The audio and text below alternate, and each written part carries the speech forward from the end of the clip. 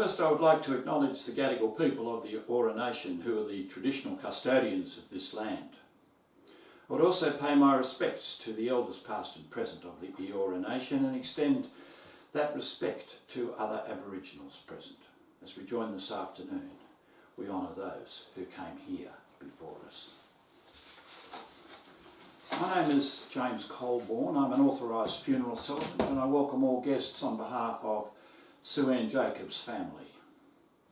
While her sudden leaving has been a deep and tragic shock to us all, we will find ways today to rejoice in the life that was Sue Ann's.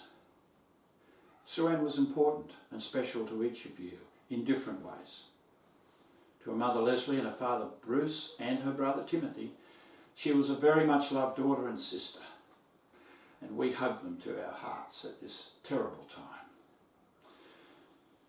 Sue Ann was a special individual with a passion and caring, reaching out to each person in this room in her own unique way. Perhaps it was her passion and intensity that led her to make the choice she has. Try not to focus on despair, but to know she was searching for something and found her own ways there. However, sadly, it is no example to follow. But don't give her suffering and regrets because you suffer. Let her soul be in peace. Make it your goal to uplift and support each other. Don't be caught in a spiral of what might have been, but look forward to what is and reflect on what was. Let blame be replaced for understandings and love. Allow love to heal wounds. Lay aside anger, fear, and especially guilt, and focus on love and empathy for all. Because Sue Ann was a good friend, I've been told she was always someone you could tell your secrets to, and she would never share them with anyone else. So she was loyal.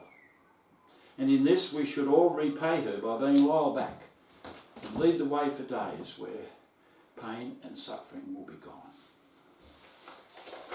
Sue Ann's influence on us all has not ended with her death. In fact, her death has actually created within each of you a moment of her soul and her spirit that you will always carry deep in your own hearts. Sue Ann will not want your memories of her to be filled with sorrow or anger, despite the dreadful pain that you are filled with right now. Rather, she would want you to remember her as full of life, full of passion, giving you a smile which lit up the room. Her giggle, which so many people have mentioned to me, would invariably have many people smiling as her mischievous grin and sparkling eyes that accompanied the giggle drew you right in, and you forgave her for all those missed calls and messages that she simply didn't return. If only we had realised then, if only we had known then, the pain she was in and how much she needed us to persist to get her response and to persevere even against her rebuttals. Remember, those we love are never truly gone because they've built a castle of memories for us, lit by warm sunlight and feathered by silky breezes. Sue Ann's passing has for all of us reminded us of just how fleeting life is. See this tragic happening as a lesson to not have clenched fists and a heavy heart, but to learn to ride over the small things and love the wonder of all things alive and beautiful. You are the commanders of your lives, and Sue Ann sadly chose to be the commander of hers for her own reason, and we missed an opportunity to provide an alternative for her. In your life, let everyone into the alternative. Now I will, at the request of the family, deliver the eulogy for Sue Ann Jacobs. Sue Ann's family has asked that I give her eulogy, and we've had some wonderful moments together talking about this very beautiful young woman.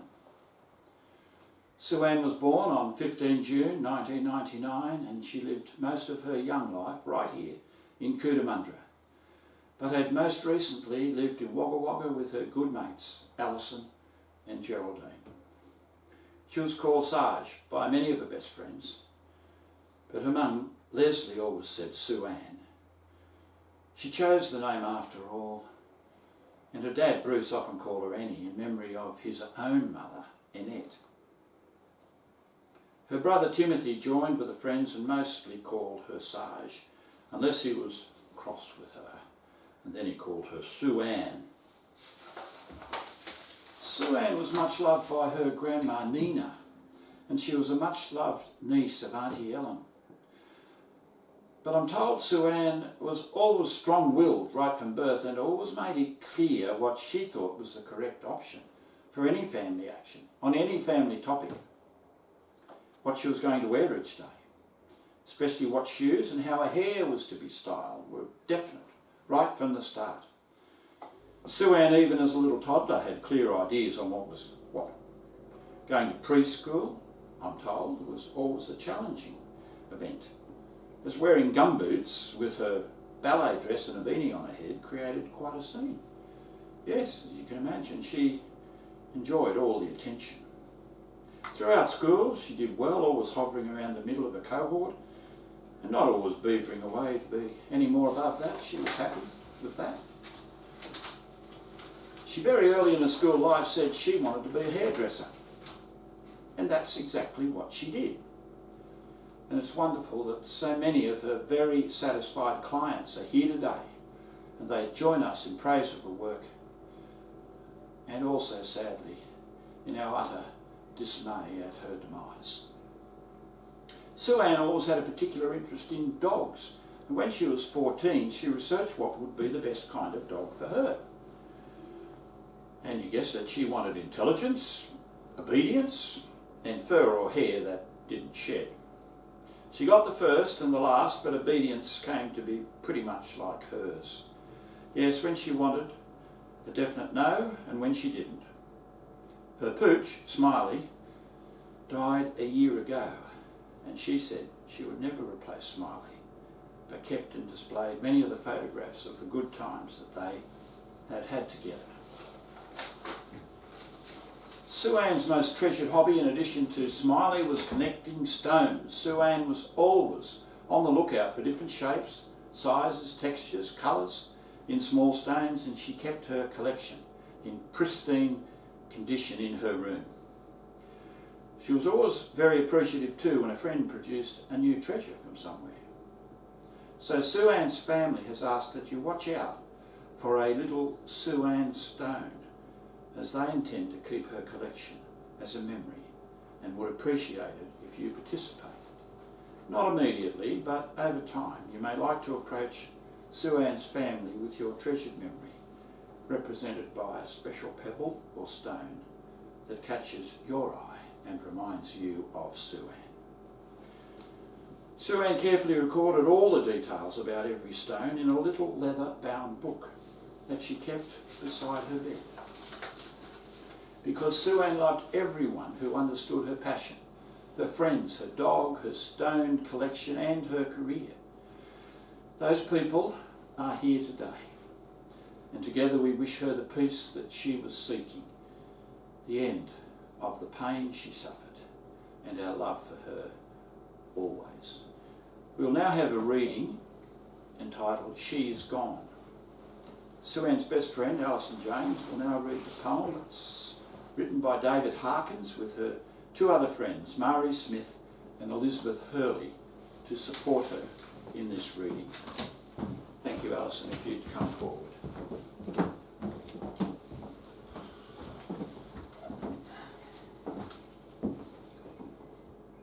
She is gone.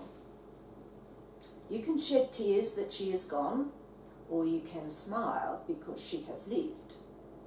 You can close your eyes and pray that she'll come back, or you can open your eyes and see that she has left. Your heart can be empty because you can't see her, or you can be full of the love you shared. You can turn your back on tomorrow and live yesterday, or you can be happy for tomorrow because of yesterday. You can remember her and only that she's gone, or you can cherish her memory and let it live on. You can cry and close your mind, be empty and turn your back, or you can do what she would want. Smile, open your eyes, love, and go on. Well, thank you so much, Alison. That was beautifully read. Beautiful words. We'll now see if there are other speakers who would like to speak. And I know that Auntie Ellen and 3 other young people have also asked if they can speak, so we'll just pause a moment while they come forward and say their heartfelt words. Well, that was beautiful. Thank you so much. We'll now have a period of reflection. And I now ask you all to reflect on your knowledge of Sue Ann, your friendship with her, and on an occasion when she may have made you laugh or cry. And please take a personal moment while we listen to the song Freedom Road from the musical Bad Girls. I'll just read it to you. Freedom Road, lead me home. I have travelled so long. Now my journey is through. I will come home to you, and all my troubles are gone. Freedom Road, lead me home. I have travelled so long. When I lay me to rest, my soul will be blessed. All my troubles are gone. Freedom Road, lead me home. Oh, take me out of this darkness. Oh, let your light shine on me. Freedom Road, I have travelled so long. Now my heart feels no pain. I will see you again. All my troubles are gone. All my troubles are gone. Freedom Road, lead me home. The family have decided not to have a committal, so we've now come to the end of this ceremony.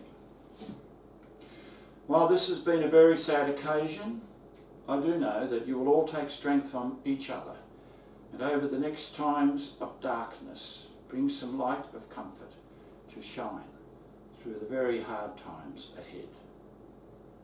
May I say the Jacobs family are full of gratitude for your attendance here today. It means so much to them. They are now going to spend some private time with Sue Ann. I ask that you make your way to the hall where they'll meet you soon. But while you are leaving, we'll be listening to Now the Carnival is Over as a tribute to Sue Ann's life and her death. I'll read the words to you. It was made famous by the Seekers. Say goodbye, my own true lover, as we sing a lover's song. How it breaks my heart to leave you, now the carnival is gone.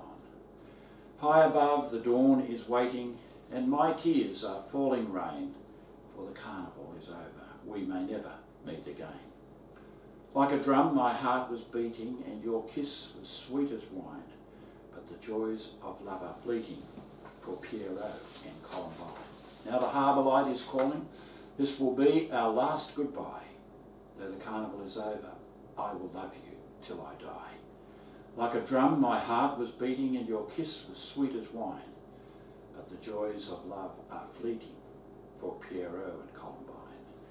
Now the harbour light is calling, this will be our last goodbye. Though the carnival is over, I will love you till I die. Though the carnival is over, I will love you till I die. Thank you so much.